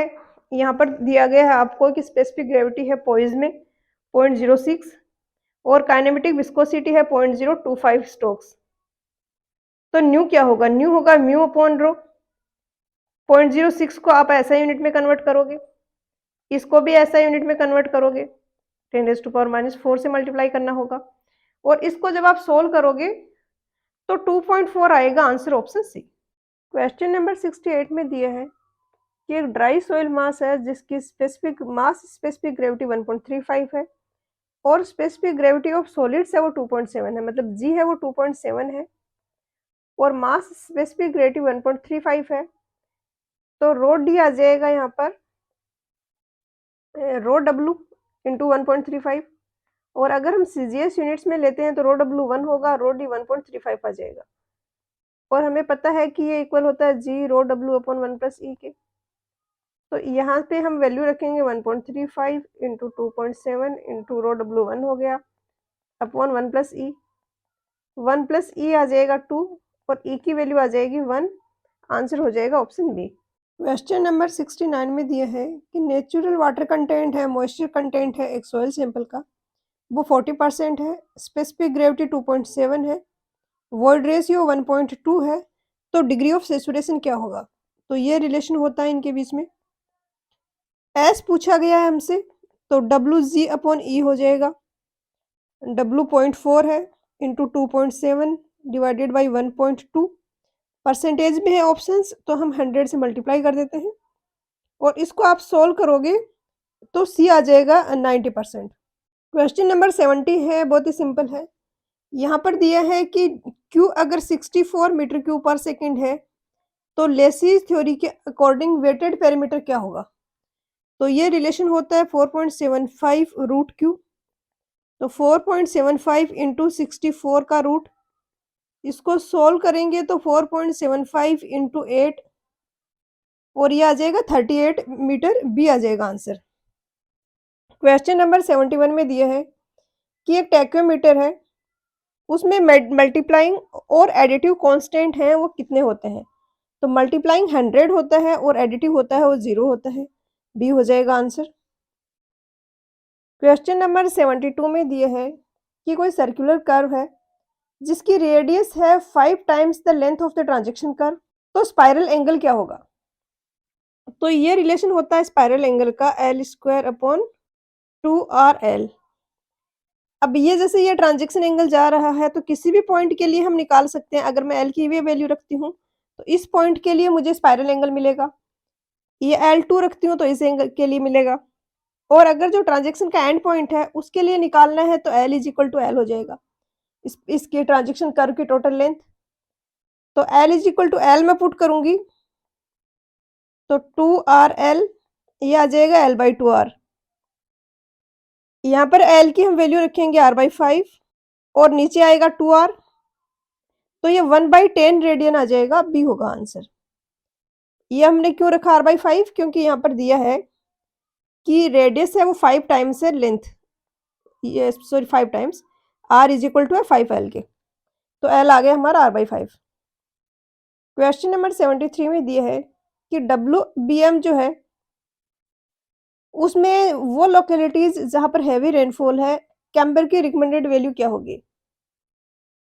तो ये आपको टेबल है जो कि याद रखनी है। सीसी और जो हाई बिटुमिनस रोड है उनके लिए ये वैल्यू होती है 1.7 से लेके 2% तक। देन थिन बिटुमिनस सरफेस है तो 2 से 2.5% होगा, और WBM के लिए होता है 2.5% टू 3%। अब इस तरीके से यहाँ पर निकालने के लिए हम करेंगे 2.5 इंटू 100, 3 इंटू 100, तो अब ये तो आ गया 1/33 और ये आ गया 1/40, मतलब 1/33 से लेके 1/40 तक होना चाहिए, इस रेंज में होना चाहिए। तो यहाँ पर आंसर हो जाएगा वो 1/36 हो जाएगा, ऑप्शन सी। क्वेश्चन नंबर 74 में दिया है मिक्स्ड ट्रैफिक कंडीशंस के लिए जब हम सुपर एलिवेशन डिजाइन करते हैं तो स्पीड को कितने परसेंट से रिड्यूस करते हैं। जो रोड है उसको हम डिजाइन करते हैं तो उसमें बहुत सारे व्हीकल्स होंगे, कुछ फास्ट मूविंग, कुछ स्लो मूविंग, तो इन सबको ध्यान रखते हुए अगर वी है स्पीड तो उसका 0.75% वी के लिए ही हम डिजाइन करते हैं ताकि स्लो मूविंग व्हीकल्स है उनको कोई दिक्कत ना आए। तो 25% से रिड्यूस करते हैं, 75% वेलोसिटी के लिए हम डिजाइन करते हैं, सी हो जाएगा आंसर। क्वेश्चन नंबर 75 में दिया है कि सुपर एलिवेशन का मैग्नीट्यूड क्या होगा इंडियन रेलवेज में ब्रॉड गेज के लिए। तो ये फॉर्मूला हम काफी बार देख चुके हैं। अगर हम जी की वैल्यू रख दें इस वाले फॉर्मूले में, ये वाला formula is equal to V square upon G R, यहाँ पर जी की वैल्यू रख दें और वी को कन्वर्ट कर दें, मीटर पर सेकंड की बजाय किलोमीटर पर आवर में कन्वर्ट कर दें, तो हमारे पास ये फॉर्मूला आता है। अब यहाँ पर आपको ब्रॉड गेज के लिए पूछा गया है magnitude of super elevation provided for broad gauge, तो ये इस तरीके से है। ये ब्रॉड गेज के लिए ये जो डिस्टेंस होती है रेल्स के बीच की, ये होती है 0.67 मीटर, तो ये 0.67 मीटर है ये डिस्टेंस, तो आपसे ये पूछा गया है और ये एंगल होता है, ये सुपर एलिवेशन होता है जिसकी वैल्यू है वी स्क्वायर अपॉन 127 आर। तो यहाँ से आ जाएगा, मतलब इस एंगल की टेन थीटा की वैल्यू होती है, तो ये डिस्टेंस x निकालनी है, x upon 1.67 is equal to V square upon 127 R, और x आ जाएगा 1.67 v इसका स्क्वायर डिवाइडेड बाई 127 आर, और सेंटीमीटर में पूछा है तो आप इसको 100 से मल्टीप्लाई कर दोगे, सोल्व करोगे तो डी आ जाएगा आंसर। क्वेश्चन नंबर 76 में दिया है कि कौन से प्रिंसिपल के में ईच ग्रुप ऑफ एक्टिविटीज है जो सेम ऑब्जेक्टिव के लिए काम कर रही हैं, उनमें वन हेड वन प्लान होता है, तो ये होता है यूनिटी ऑफ डायरेक्शन, ए होगा आंसर। क्वेश्चन नंबर 77 में दिया है कि फ्लड हाइड्रोग्राफ है, उसमें 4 आवर ड्यूरेशन का मतलब कोई फ्लड हाइड्रोग्राफ है, उसमें पीक डिस्चार्ज 240 है, रेनफॉल एक्सिस 80 mm है, base flow 40 metre cube per second है, तो 4 आवर यूनिट हाइड्रोग्राफ के लिए डिस्चार्ज की वैल्यू क्या होगी। तो डिस्चार्ज निकालने के लिए सबसे पहले तो हम इसमें से बेस फ्लो सेपरेट करते हैं, तो ये डायरेक्ट रन ऑफ हाइड्रोग्राफ की यूनिट आ गई 200 मीटर क्यूब पर सेकेंड। इसके बाद हम डेप्थ ऑफ रन ऑफ से इसको डिवाइड करते हैं, डेप्थ ऑफ रन ऑफ हम लेंगे सेंटीमीटर में, तो 80 mm का होगा 8 सेंटीमीटर, 8 से डिवाइड करेंगे, इसको सोल्व करोगे तो 200 डिवाइडेड बाई 8, तो ये आ जाएगा 25 metre cube per second, option B. Question number 78 में दिया है कि डेवलपमेंट लेंथ क्या होगा, एक 20 mm डायमीटर की डिफॉर्म्ड बार है, कंप्रेशन में है, Fe415 का स्टील है और M25 कंक्रीट है, इस कंक्रीट के ग्रेड ऑफ कंक्रीट के लिए बॉन्ड स्ट्रेस है वो 1.4 है, तो L इक्वल होता है sigma S T 5/4 tau B D, but अगर कंप्रेशन में है तो हम टो बी डी को 25% से इंक्रीज कर देते हैं, तो 1.4 इंटू 1.25 कर दिया। अगर यहाँ पर डिफॉर्म्ड बार है तो 60% से इंक्रीज करते हैं, तो ये 1.6 कर दिया। इसको जब आप यहाँ पर सोल्व करोगे तो टो बी डी की वैल्यू मिलेगी और उसको इस फॉर्मूले में रखोगे तो सिग्मा एस टी है 0.87 एफ वाई है 415, फाई है 20 divided by this 1.4 into 1.25 into 1.6, और इसको सोल्व करोगे आप तो फाइनल आंसर जो आएगा वो 645 mm आ जाएगा, ऑप्शन ए। क्वेश्चन नंबर 79 में दिया है कि अगर एक एरिया ऑफ स्टील है वो एस है, एम है वो मॉड्यूलर रेशियो है, एरिया ऑफ कंक्रीट एसी है, तो नेट इंक्रीज क्या होगा इक्विवेलेंट एरिया में।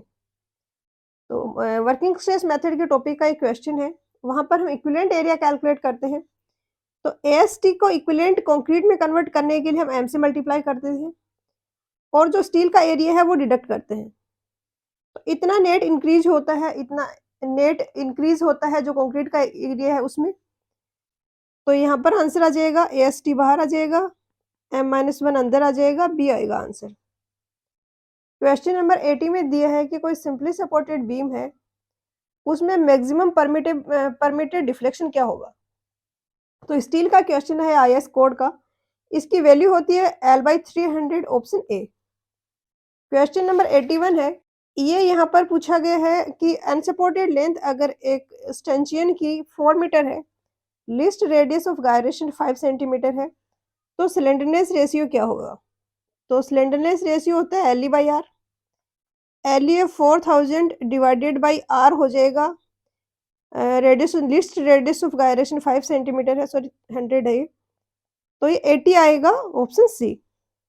क्वेश्चन नंबर 82 में दिया है कि फॉर्मेशन विड्थ है डबल लाइन ब्रॉड गेज के लिए एम्बैकमेंट में, वो क्या होगी? तो इंक्लूडिंग ड्रेन्स होती है 12.5 होती है, और ड्रेन्स को एक्सक्लूड करके 10.5 के आसपास होती है, तो यहाँ पर सी आ जाएगा आंसर। क्वेश्चन नंबर 83 में दिया है कि प्रॉपर ड्रेनेज के लिए अर्थन रोड है, उनका मिनिमम ग्रेडियंट क्या होना चाहिए? तो ये 1/120 होता है, आंसर ऑप्शन डी होगा। क्वेश्चन नंबर 84 में दिया है कि अगर सीवर का डायमीटर 100 mm है, तो ग्रेडियंट रिक्वायर्ड क्या होगा सेल्फ क्लिंजिंग वेलोसिटी के लिए? तो ये इस टाइप के क्वेश्चंस हैं जो आप तभी कर पाओगे जब आपने पहले किए हुए हों, क्योंकि स्पेसिफिक कुछ डेटा पूछा है, किसी बुक में कोई टेबल दी है, उससे कुछ डेटा पूछ लिया पर्टिकुलर, तो इसमें कंसेप्ट का कोई रोल नहीं है, आपका बहुत अच्छे से टॉपिक क्लियर है, फिर भी नहीं कर पाओगे अगर वैल्यूज़ याद नहीं है। तो आर्यगौर का क्वेश्चन है ये, वहाँ पर ये IAS के गर्ग की बुक में एक टेबल है, उससे क्वेश्चन फ्रेम किया गया है। अगर 100 mm का डाया है, तो स्लोप मिनिमम 1/60 का रिक्वायर्ड होता है। अगर 150 का है, तो 1/100 का स्लोप रिक्वायर्ड होता है, और 225 का है तो 1/120 का रिक्वायर्ड होता है। तो यहाँ पर आंसर 1/60 हो जाएगा ऑप्शन ए। क्वेश्चन नंबर 85 में दिया है, क्वेश्चन नंबर 85 में दिया है कि एक रेक्टेंगुलर सीवर है, उसकी विड्थ है बी, वो ट्वाइस है डेप्थ का, डिस्चार्ज कर रहा है 1.5 मीटर पर सेकंड की वेलोसिटी से, तो यहाँ पर सीवर की विड्थ क्या होगी? तो क्वेश्चन इनकम्प्लीट है, वी दिया है, और वी की अगर हम इस इक्वेशन की बात करें, तो यहाँ पे अगर हमें एन दिया गया होता, स्लोप दिया गया होता, तो फिर हम आर निकाल के उससे बी और डी निकाल सकते थे। तो यहाँ पर ये एन भी नहीं दिया है, स्लोप भी नहीं दिया है, तो इनकम्प्लीट है ये क्वेश्चन। क्वेश्चन नंबर 86 में दिया है कि स्लम्प वैल्यू अगर 150 mm से 175 mm के बीच में है, तो कॉम्पेक्शन फैक्टर वैल्यू क्या होगी? स्लम्प अगर 1 से 150 के बीच में होता है, तो 0.92 से 1 तक होती है कॉम्पैक्टिंग फैक्टर की वैल्यू। अगर 50 से 100 तक होता है, तो कॉम्पैक्टिंग फैक्टर की वैल्यू होती है 0.85 से 0.92। तो यहाँ पे फिर बेस्ट पॉसिबल आंसर है वो यही हो जाएगा, क्योंकि 150 से भी ऊपर है अभी, तो इस रेंज से के बीच में आएगा कुछ, मतलब 0.92 से कम तो नहीं होगा। क्वेश्चन नंबर 87 में दिया है कि एक फिक्स्ड बीम है, और उसमें अगर यूडीएल लग रहा है, ऐसे फिक्स्ड बीम है, bending moment at the centre of the beam क्या होगा अगर उसमें एक यूनिफॉर्मली डिस्ट्रीब्यूटेड लोड लग रहा है? तो जहाँ पे हमने एसएमडी बीएमडी वाला चैप्टर किया है सोम में, वहाँ पे मैंने बताया है कि फिक्स्ड एंड के मोमेंट्स होते हैं, ये होते हैं, आपको ये याद रखनी है वैल्यूज। तो अगर ये आपको पता है, यहाँ WL²/12 लग रहा है, यहाँ WL²/12 लग रहा है,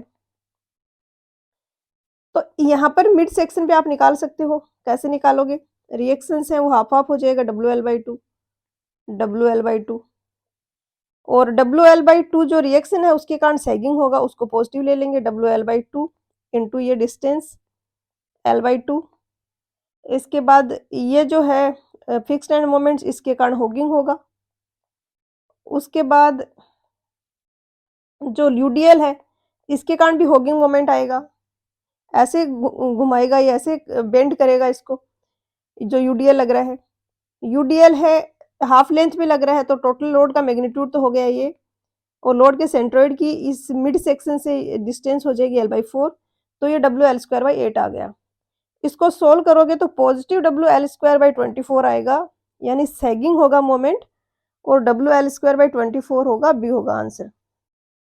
क्वेश्चन नंबर 88 में दिया है कि एक सिंपली सपोर्टेड बीम है, उस पर यूनिफॉर्मली डिस्ट्रीब्यूटेड लोड लग रहा है, लोडिंग इंटेंसिटी 2W पर मीटर है, मोमेंट ऑफ इनर्शिया I है, तो सेंटर जो बीम का है सेंटर है बीम का, वहाँ पर डिफ्लेक्शन क्या होगा? तो ये इस तरीके से ये लोडिंग है, ये सिंपली सपोर्टेड बीम है, तो यहाँ पर डिफ्लेक्शन क्या होगा? इसका फ़ॉर्मूला होता है 5/384 WL raise to power 4 upon EI। अब यहाँ पर लेंथ में कोई चेंज नहीं किया, लेंथ L है, यही दिया है। EI है, I मोमेंट ऑफ इनर्शिया है, E कोएफ़िशिएंट है यंग्स मॉडुलस, सिर्फ W को चेंज किया है, तो W की जगह हम लिखेंगे 2W, तो 5/384 into 2WL raise to power 4 upon EI, तो 2 से इसको कैंसिल करेंगे तो 192 आएगा, डी आ जाएगा आंसर। क्वेश्चन नंबर 89 में दिया है कि आइलर्स कॉलम है जिसके दोनों एंड्स फिक्स्ड हैं, उसकी एक्चुअल लेंथ अगर L है तो इफेक्टिव लेंथ क्या होगी? तो फिक्स्ड एंड वाले कॉलम में इफेक्टिव लेंथ होती है वो L/2 होती है, 0.5 L C हो जाएगा आंसर। क्वेश्चन नंबर 90 है, इसमें दिया है कि एक शाफ्ट है, इस स्पीड से रोटेट हो रही है, टॉर्क दिए है और पावर ट्रांसमिटेड पूछा है। तो पावर जैसे कि वर्क डन है, लीनियर मोमेंट में फोर्स अगर लग रहा है तो फोर्स इनटू डिस्टेंस होता है। इसी तरीके से टॉर्क है, उसका काम होता है ट्विस्टिंग का, तो टॉर्क इनटू थीटा है वो हो जाएगा वर्क डन, और work done per unit time होता है, ये पावर होता है। तो यहाँ पे 1200 न्यूटन पर मीटर का तो टॉर्क है।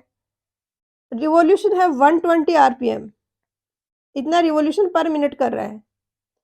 तो एक रिवॉल्यूशन में कितना एंगल से रोटेट होगा? अगर एक रिवॉल्यूशन किया है तो 2 पाई का रोटेशन होगा, तो 2 पाई इंटू 120 हो जाएगा, क्योंकि 1 मिनट में 120 रिवॉल्यूशन कर रहा है, तो 1 मिनट में टोटल एंगल जो जिससे रोटेशन हो रहा है वो 2 पाई इंटू 120 हो गया, डिवाइडेड बाय यहाँ पर टाइम। मिनट में इतना हो रहा है, हमें ऐसा यूनिट में चाहिए तो हम मिनट को सेकंड में कन्वर्ट करके 60 से डिवाइड कर देंगे। तो यहाँ पर ये आएगा 2 और ये आएगा 2400 इंटू 2 पाई या 4800 इंटू पाई, और इसको किलो न्यूटन में किलो वॉट में करना है तो 1000 से डिवाइड कर दिया, मतलब 4.2 इंटू 3.14। तो इसको सोल्व करोगे तो 15 आएगा, बट यहाँ पर मिस्टेक है, अगर पाई की फॉर्म में पूछा है तो 4.85 होगा, पाई की वैल्यू रखनी है तो 15 आएगा, वो किलोवाट आएगा फिर, तो पाई हटा देंगे तो फिर ए है वो आंसर होगा। क्वेश्चन नंबर 91 में दिए है कि एक सोयल सैंपल है जिसकी पोरोसिटी 40% है, डिग्री ऑफ सैचुरेशन 85% है, तो परसेंटेज ऑफ एयर वॉइड्स क्या होगा? एक तो होता है एयर कंटेंट और एस मिला के इक्वल होते हैं 1 के, क्योंकि एसी होता है volume of air upon volume of voids, और एस होता है volume of water upon volume of voids, तो दोनों को ऐड करेंगे तो वीवी अपॉन वीवी 1 आ जाएगा। तो सबसे पहले तो हम एयर कंटेंट निकाल लेते हैं यहाँ से, ये आ जाएगा 15% या 0.15। अब परसेंटेज एयर वॉइड्स होता है, ये इक्वल होता है volume of air upon total volume, तो इसको हम ऊपर नीचे वीवी से मल्टीप्लाई करके पोरोसिटी के टर्म में और एसी के टर्म में मॉडिफाई कर लेंगे। अब यहाँ से वीए अपॉन वीवी तो हो गया एयर कंटेंट, और वीवी अपॉन वी टोटल वॉल्यूम है, ये आ गया पोरोसिटी, तो वीए अपॉन वीवी है 0.15, ये हो गया एन पोरोसिटी जो कि यहाँ पर होगा 40, तो 0.4 हो गया, तो ये यहाँ से आ जाएगा 0.06, और परसेंटेज में निकालने के लिए 100 से मल्टीप्लाई करेंगे तो 6% आ जाएगा, जो कि यहाँ पर दिया गया है ऑप्शन सी में। क्वेश्चन नंबर 92 में दिया है कि एक सॉइल सैंपल है जिसकी लिक्विड लिमिट 60% है, श्रिंकेज लिमिट 20% है, प्लास्टिक लिमिट 30% है, नेचुरल मॉइस्चर कंटेंट 40% है, तो लिक्विडिटी इंडेक्स क्या होगा सॉइल का? तो लिक्विडिटी इंडेक्स का फॉर्मूला होता है W minus WP upon IP, IP है plasticity index, WL minus WP, तो यहाँ पर हम सारी वैल्यूज रखेंगे, 40 है natural moisture content upon 30 divided by 60 minus 30, तो ये 1/3 आएगा, बी आ जाएगा आंसर। क्वेश्चन नंबर 93 है, इसमें पूछा है कि हार्डली ग्रेडियंट क्या होगा अगर स्पेसिफिक ग्रेविटी जी है, वॉइड रेशियो ई है, तो एक क्रिटिकल हार्डली ग्रेडियंट यहाँ पर पूछा है, वो नहीं मेंशन किया गया है। क्रिटिकल हार्डली ग्रेडियंट वो ग्रेडियंट है जिस पर कि इफेक्टिव स्ट्रेस 0 हो जाता है, और उसकी वैल्यू होती है g माइनस 1/1 प्लस ई। तो यहाँ पर आंसर आ जाएगा ऑप्शन ए। क्वेश्चन नंबर 94 में दिए है कि हमें कुछ मोटार बनाना है 1 क्यूबिक मीटर का, उसमें रेशियो लेना है 1:4, मतलब 1 है वो सीमेंट है, 4 है वो सैंड है। तो कितना वेट इसमें हम सीमेंट का लेंगे केजी में। तो यहाँ पर ये आपको याद रखना है कि 30% एक्स्ट्रा हम लेते हैं ड्राई वॉल्यूम, मतलब 1.3 मीटर क्यूब का अगर हम ड्राई वॉल्यूम लेंगे तो हमें वो जो वेट वॉल्यूम मिलेगा वो 1 मीटर क्यूब का मिलेगा। तो 1 क्यूबिक मीटर मुझे मोटार चाहिए, तो 1.3 मीटर क्यूब मेरे ड्राई इंग्रेडिएंट्स होंगे। अब यहाँ पर पोर्शन दिया है, प्रोपोर्शन दिया 1:4। तो सीमेंट का निकालने के लिए इसको 1/1 + 4 से मल्टीप्लाई कर देंगे, और अगर आपको सैंड का निकालना होता तो इसको 4/1 + 4 से मल्टीप्लाई कर देते। इसको जब आप ये सोल्व करोगे तो 1.3 इंटू 1/5 ये आएगा आपका मीटर क्यूब में 0.26। आपसे पूछा गया केजी में वेट, तो इसके लिए आपको सीमेंट की मास डेंसिटी याद रखनी पड़ेगी 1440 केजी पर मीटर क्यूब, और इससे आप अगर मल्टीप्लाई करोगे इसको 1440 को, तो डी आ जाएगा आंसर। क्वेश्चन नंबर 95 बहुत ही सिंपल है। दो फेसेस हैं जिनको हमें प्लास्टिंग करनी है। लेंथ है 5 मीटर, हाइट है 3 मीटर और थिकनेस रखनी है 40 सेंटीमीटर। तो एक फेस का वॉल्यूम हो जाएगा 5 इंटू 3 इंटू 40 डिवाइडेड बाई 100। दोनों सरफेसेस का हो जाएगा 2 से मल्टीप्लाई कर देंगे, और इसको सोल्व करोगे तो सी आ जाएगा आंसर। क्वेश्चन नंबर 96 में दिए है कि क्वाड्रिलेटरल बेयरिंग है, एक लाइन की वो एन 20 डिग्री वेस्ट है, तो होल सर्किल बेयरिंग क्या होगी। तो यहाँ पर ये नॉर्थ है, ये साउथ है, ये ईस्ट है, ये वेस्ट है। तो यहाँ पर ये लाइन इस तरीके से जा रही है, यहाँ पर 20 डिग्री का एंगल बनाते हुए। होल सर्किल बेयरिंग होगी ये वाला एंगल, तो ये हो जाएगा 360 minus 20 340, option C. Question number 97 में पूछा है कि जब हम मैक्सिमम कंप्रेसिव स्ट्रेस कंक्रीट के लिए लेते हैं डिजाइन पर्पज से, तो पार्शियल सेफ्टी फैक्टर क्या होता है। तो कंक्रीट के लिए पार्शियल सेफ्टी फैक्टर 1.5 होता है और स्टील के लिए 1.15 होता है। बी हो जाएगा यहाँ पर आंसर। क्वेश्चन नंबर 98 में दिया है कि एक स्क्वायर पाइप है जिसकी साइड 60 सेंटीमीटर है, डिस्चार्ज मीटर क्यूब पर सेकंड होना चाहिए, यूनिट में गलत की गई है, यहाँ पर 3 मीटर पर सेकंड दे दिया है। तो वेलोसिटी क्या होगी। तो वेलोसिटी होती है Q/A। Q है ये 3 है, डिवाइडेड बाय एरिया हो जाएगा 0.6 इंटू 0.6, और इसको सोल्व करोगे तो सी आ जाएगा आंसर। क्वेश्चन नंबर 99 में दिया है कि ट्रायंगुलर चैनल सेक्शन है, ये मोस्ट इकोनॉमिकल कब होगा। तो triangular channel section most economical तब होता है बीच का ये एंगल है ये 90 डिग्री बन रहा हो, या फिर मैं वर्टिकल लाइन बनाती हूँ तो ये वाला एंगल है ये 45 डिग्री बन रहा हो। ये 45 डिग्री है तो ये भी 45 डिग्री होगा। ये एंगल 45 डिग्री है तो साइड स्लोप क्या हो जाएगा, ये वाली डिस्टेंस और ये वाली डिस्टेंस दोनों सेम होंगी, तभी ये एंगल 45 डिग्री आएगा। तो 1:1 का हो जाएगा साइड स्लोप। क्वेश्चन नंबर 100 में दिया है कि ए अगर कैचमेंट का एरिया है, तो डिकन्स फॉर्मूले के अकॉर्डिंग जब हम डिस्चार्ज कैलकुलेट करेंगे तो क्या इक्वेशन आएगी पीक डिस्चार्ज की। तो डिकन्स फॉर्मूला होता है C इंटू A⁴/3/4। तो यहाँ पर सी आ जाएगा आंसर। एक होता है राइव्स फॉर्मूला जिसमें होता है A⁴ तो ये क्वेश्चन पेपर यहाँ पर एंड होता है। मिलते हैं नेक्स्ट लेक्चर में नए टॉपिक के साथ।